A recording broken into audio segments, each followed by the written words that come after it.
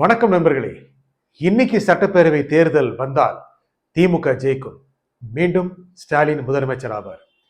India today C voter ஒரு கருத்து கணிப்பு நடத்தினாங்க. நாடாளுமன்ற தேர்தல் இன்னைக்கு நடந்தால் என்ன ஆகும், எந்த விதமான ஓட்டுகள் கிடைக்கும் அப்படின்னு. தமிழ்நாட்டை பொறுத்த வரைக்கும் இன்னைக்கு நாடாளுமன்ற தேர்தல், மக்களவை தேர்தல் வந்தால் மொத்தமுள்ள 39 தொகுதிகளில் திமுக அணி 36 ஜெயிக்கும், அதிமுக பாஜக அணி 3 ஜெயிக்கும் அப்படின்னு சொல்றாங்க.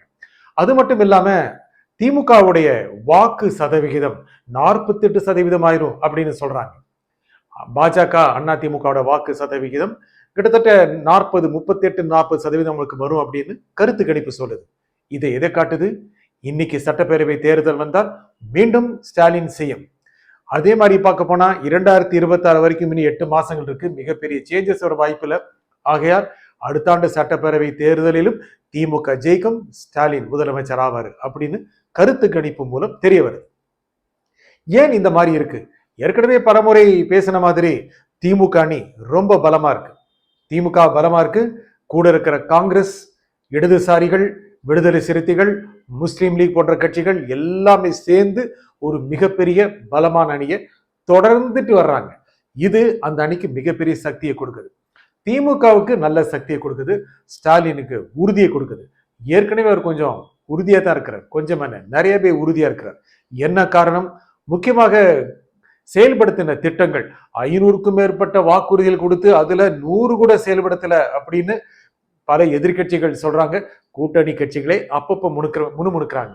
இந்த மாதிரி சமயத்துல கொடுத்த வாக்குறுதிகளில் நிறைவேற்றிய திட்டங்களை போதும், இதுவே வாக்குகளை கொண்டு வந்துடும் அப்படின்னு திமுக நினைக்குது, ஸ்டாலின் நினைக்கிறார். எப்படி அப்படின்னா, முக்கியமாக இலவச பஸ் பயணம், மகளிருக்கு 1000 ரூபாய் உரிமை தொகை, குழந்தைகளுக்கு, பள்ளி குழந்தைகளுக்கு, அரசு உதவி பெறும் பள்ளி குழந்தைகளுக்கு காலை உணவு திட்டம், மதிய உணவு திட்டம், இதெல்லாம் மிகப்பெரிய அளவுக்கான ஓட்டை கொண்டு வரும் அப்படின்னு ஸ்டாலின் நினைக்கிறார். அது மட்டும் இல்லாம இந்த ஆட்சி மக்களுக்கு திருப்தி அளிக்கிற மாதிரி இருக்கு அப்படின்னு ஸ்டாலின் நினைக்கிறார். கூட்டணி கட்சிகள் அப்படி நினைக்குதா அப்படிங்கிறது மிகப்பெரிய சந்தேகம். ஏதாவது ஒரு குறைகள் நடந்தால், சட்டம் ஒழுங்கு பிரச்சனை நடந்தால், வேற ஏதாவது பிரச்சனை நடந்தால் கூட்டணி கட்சிகள் பெருசா வாய் திறக்கிறது இல்லை.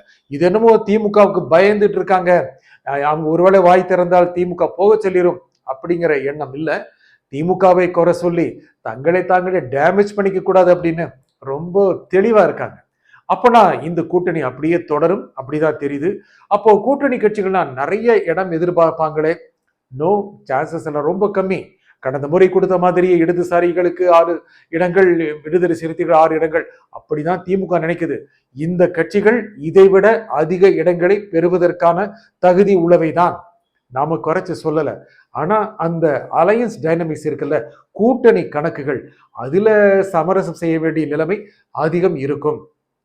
விடுதலை சிறுத்தைகள் மீண்டும் கூட அந்த 10 இடங்களுக்குள்ளேயே போட்டியிடக்கூடிய வாய்ப்பு வரலாம். 25 இடங்கள் எதிர்பார்க்கிறாங்க. கூட்டணி ஆட்சி வந்தால் நலம்னு கூட சொல்றாங்க. ஆட்சியில பங்கு வேணும் அப்படின்னு விரும்புறாங்க. இதுதான் எங்கள் கொள்கை அப்படின்னு அதனுடைய தலைவர் திருமாவளவன் சொல்றாரு. இது எல்லாம் சொன்னாலும் கூட, ஆனால் இறுதியில் செட்டில் ஆகிறது பார்த்தா ஏறத்தாழ கடந்த சட்டப்பேரவை தேர்தலில் செட்டில் ஆன மாதிரியே செட்டில் ஆவாங்க மாதிரி தெரியுது.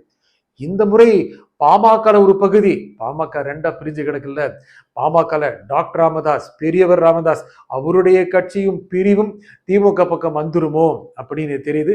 ஏற்கனவே பேச்சு நடந்துட்டு இருக்கு. பாமக இருக்கிற இடத்துல விடுதலை சிறுத்தைகள் இருக்காது அப்படின்னு பலமுறை சொல்லியிருக்காங்கல்ல, ஒரு வேளை வந்தால் அனுசரிச்சுட்டு போவாங்களோ அப்படின்னு தெரியுது. அப்படி அனுசரிச்சுட்டு போனா எத்தனை இடங்கள் யாருக்கு காலியாகும்? திமுகவே குறைச்சுக்குமா? அதற்கும் வாய்ப்புகள் கம்மி. ஏற்கனவே திமுக தலைவர் திரு ஸ்டாலின் சொல்லியிருக்கிறாரு, பல புதிய கட்சிகள் வரலாம். யார் அந்த புதிய கட்சிகள் அப்படின்னு பார்க்கும்போது தேமுதிக வரலாம், கருணாஸ் வரலாம், இன்னும் சில குட்டி குட்டி கட்சிகள் வரலாம். இதெல்லாம் வந்தாங்கன்னா திமுகவுக்கு மிகப்பெரிய பலமா இருக்கும். அப்பனா அடுத்த தேர்தலில் அடிச்சு தூக்கிற மாதிரி இருக்கே. என்ன காரணம்? எதிர்கட்சிகள் பிரிந்து கிடக்கின்றன. அதிமுக பாஜக அணி கிட்டத்தட்ட 40% அளவுக்கு இன்னைக்கு காமிச்சாலும் கூட சட்டப்பேரவை தேர்தல் வரும்போதும் மிகப்பெரிய அளவுக்கான தாக்கம் அடையக்கூடிய வாய்ப்பு இருக்கு. 40% அவங்க பெற்றாலும் கூட அது திமுகவுடைய சதவீதத்தை விட கிட்டத்தட்ட 8% குறைவாக இருக்கும். யார் யாரு ஓட்ட பிரிப்பாங்க? நாம் தமிழர் கடந்த மக்களவை தேர்தலில் 8.2% வாக்கு வாங்கின கட்சி, மாநில கட்சியாக அங்கீகாரம் பெற்ற கட்சி.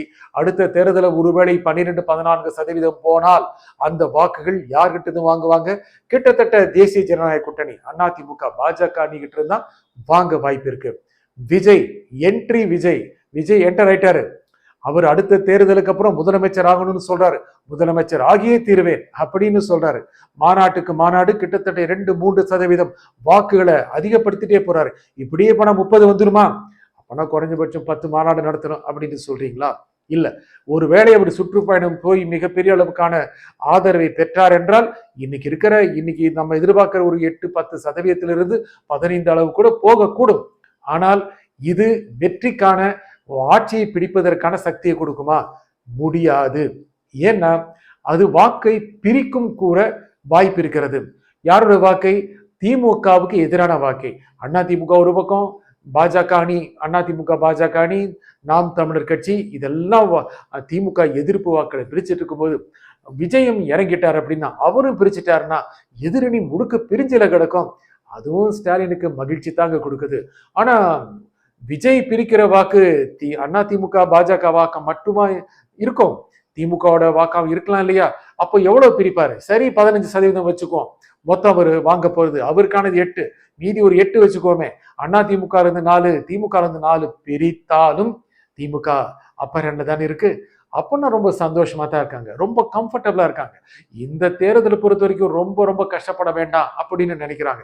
அப்புறம் அந்த வட மாநில தொழிலாளர்கள் இவங்க அப்படியே போய் பிஜேபி குத்திடுவாங்க அப்படின்லாம் இல்லை, அவங்களையும் சரி செஞ்சு வச்சிருக்காங்க திமுக. தேர்தல் வரும்போது பாருங்க, அவங்கள முக்காவாசி பேர் இந்த பக்கம் உதயசூரியன் பக்கம் தான் போவாங்க அப்படிங்கிற மாதிரி ரெடி பண்ணி வச்சிருக்காங்க. ஆகையால கிட்டத்தட்ட கம்ஃபர்டபுள் பொசிஷன்ல, ரொம்ப பயப்பட வேண்டாம், நல்லாவே செயல் ஆகலாம். கூட்டணி கட்சியில் கொஞ்சம் குஷிப்படுத்தி வச்சா போதும். அவங்களுக்கு இடங்களும் கொடுக்க வேண்டும், வருமான வரிக்கு ஏற்றாற் போல வெளிப்படையா சொல்ற மாதிரி நல்ல பணமும் கொடுக்க வேண்டும். இதெல்லாம் சேர்ந்து இருந்தா இந்த கூட்டணி அப்படியே அடுத்த தேர்தல் வரைக்கும் போயிடும். எதிர்கூட்டணிகள் என்னன்னா இந்த ஆட்சியில பல குறைகளை கண்டாலும், சட்டம் ஒழுங்கு சீர்குலைஞ்சு போச்சு, வாக்குறுதிகளை நிறைவேற்றல, எந்த விஷயத்தை பத்தியும் தமிழக முதலமைச்சர் கவலைப்படலை, இதெல்லாம் சொல்லிட்டு வந்தாலும் கூட அடுத்த தேர்தலையும் பலமாக சந்திக்க முடியும் அப்படின்னு திமுக நடிக்குது. ஆனா கூட்டணி கட்சிகளுக்கு தான் கொஞ்சம் என்ன வருத்தம் அப்படின்னா, இந்த ஃபைட் ரொம்ப க்ளோஸா இருந்தது அப்படின்னா கூட்டணி கட்சிகளுக்கு திமுக கொஞ்சம் மரியாதையை கொடுக்கும், கொஞ்சம் இடங்களை கொடுக்கும், அந்த இடங்களை வச்சுட்டு ஜெயிக்க முடியும். ஒருவேளை திமுக 117க்கு கீழே போச்சுன்னா ஆட்சியில பங்கும் கேட்கலாம் அப்படின்னு காங்கிரஸ், விடுதலை சிறுத்தைகள் போன்ற கட்சிகள், ஏன் முஸ்லீம் லீக் போன்ற கட்சிகள் கூட நினைக்கிறாங்க. கடந்த முறை உதயசூரியன் சின்னத்தில் நின்ற பல கட்சிகள் இந்த முறை வேண்டாம்னு சொல்லக்கூடிய எண்ணத்தில் இருக்காங்க. முக்கியமாக மதிமுக, அதே மாதிரி மனிதநேய மக்கள் கட்சி, இவங்கெல்லாம் அதெல்லாம் வேண்டாம், எங்க சொந்த சின்னத்துல நிக்கிறோம் அப்படின்னு சொல்ல வர்றாங்க. ஆனா இந்த கருத்து கணிப்பு எல்லாம் திமுகவுக்கு வெற்றிங்கிற மாதிரி சொல்லிட்டாங்கன்னா மறுபடியும் பேக் ட்ராக் ஆக வேண்டிய நிலைமைக்கு தள்ளப்படுறாங்க. இந்த நிலைமையில வச்சு பார்க்கும்போது திமுக வெற்றி உறுதிங்கிற மாதிரி தான் தெரியுது. ஏன்னா எதிரணி பிரிஞ்சு கிடக்குல்ல. நன்றி, வணக்கம்.